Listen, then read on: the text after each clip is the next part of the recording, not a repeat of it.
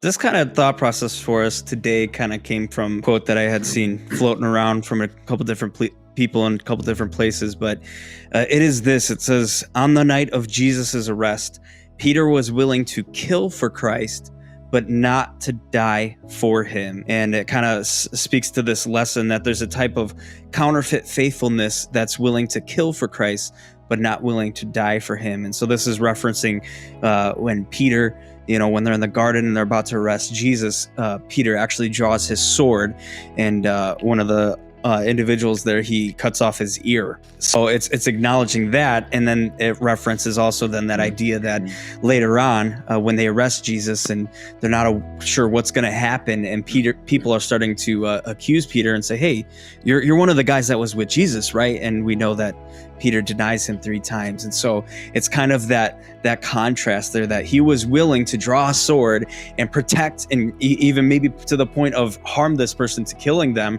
for Jesus's sake, right? But then when he kind of had that disconnect, he denies Jesus because he knew that possibly meant if they were going to kill Jesus, they could have killed him. And so, yeah, I think that's a very, very thought-provoking thing for us as we come upon Holy Week, as Donald said.